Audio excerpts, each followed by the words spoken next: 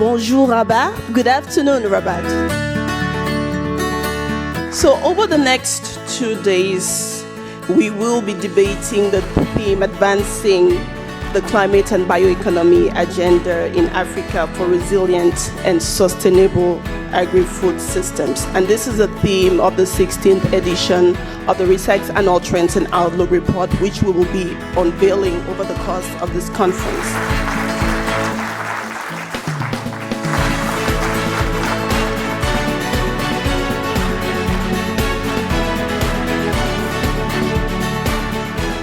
First, I would like to thank and warmly the organizers for this invitation to be part of this very important conference to share some ideas. There are huge opportunities for Africa in this sector, but at the same time, enormous challenges would have not been resolved over the years. I think we've been talking about technology, why it doesn't flow, the management of water, losses, export markets, productivity. And the topic for this year is particularly important. It's at the nexus between bioeconomy and climate change and adaptation, looking forward into the next 10 years.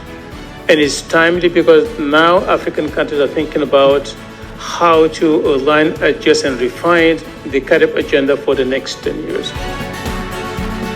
Climate change is not a hoax. It is happening right under our watch. It is offsetting the hard-earned results from our decades of efforts to transform agri-food systems. I call on decision makers, including ministers of agriculture and environment across Africa, to explore their research and ensure that evidence remains central to policy action across the continent. But importantly, I think ReSAKSS provides the backbone of the mutual accountability framework that helps to spur evidence to action. ReSAKSS helps to provide the evidence on the progress toward commitments and, importantly, where more work is needed. The report is exploring the challenges, as already indicated, that climate crisis is posing to Africa food system. But it's also looking at the opportunities that a transition to bioeconomy could offer.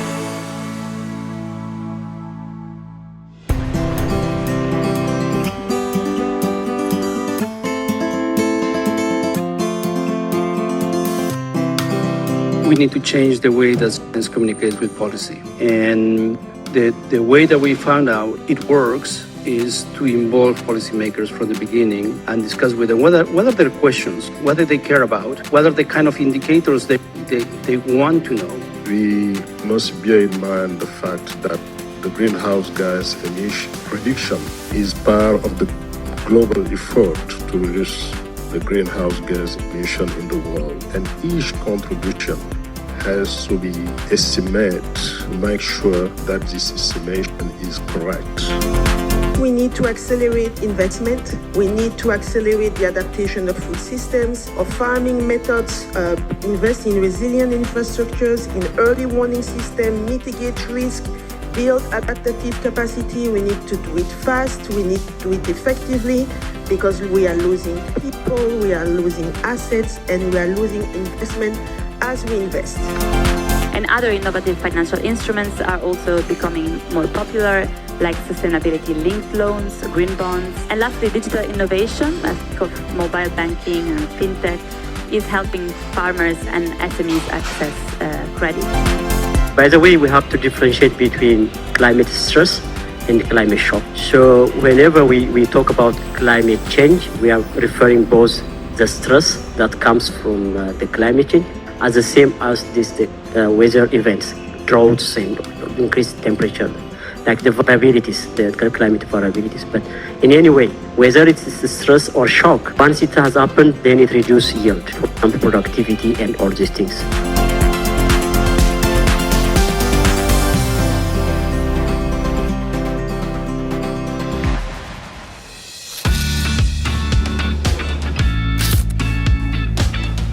Ladies and gentlemen, welcome back for the final day of the 2024 ReSAKSS Annual Conference.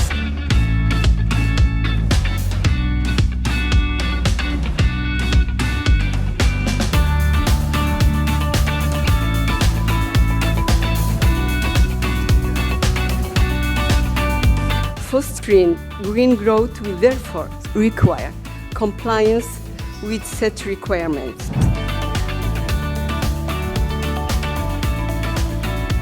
The local analysis network is actually a broker of knowledge between those who generate knowledge and data and those who use it.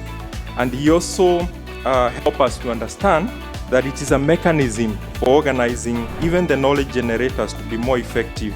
We are seeing more and more countries trying to position bioeconomy within their economic development pathways. We now see drivers for a bioeconomy being, of course, climate action. We also see drivers around biodiversity conservation. We see drivers around innovation. And particularly for Africa, we are also looking at jobs and incomes for families and small businesses. Diversity conservation, improved food security, and also economic growth, because if we have an increased development of bio products, that means there's potential to develop the economy. The result shows that in the last 2 decades, since 2003, agricultural value added almost doubled from around 240 billion US dollars in 2003 to close to 450 billion US dollars in 2023. 2 work streams. They said we have to consult. Every single voice in the continent has to be heard and has to contribute. But whatever we do also has to be informed by evidence. Explicit introduction of agro-industrialization, which is very important because we mentioned that the commitment to triple intra-Africa trade is not yet achieved. One of the reasons is because we don't have a processing component. The value added of the stakeholder or multi-stakeholder process lies to its inclusivity. Involving all these stakeholders, government, farm organization, non-state actor, youth, women, all these stakeholders is just not, no one is left behind. So officially welcome to the closing ceremony of the 2024 ReSAKSS Annual Conference. It's been an exciting 3 days of rich exchange, dialogue, debates. We thank all the panelists, all the speakers, all the attendees in the room for being with us for these past 3 days and for taking all their roles so seriously and contributing to these conversations.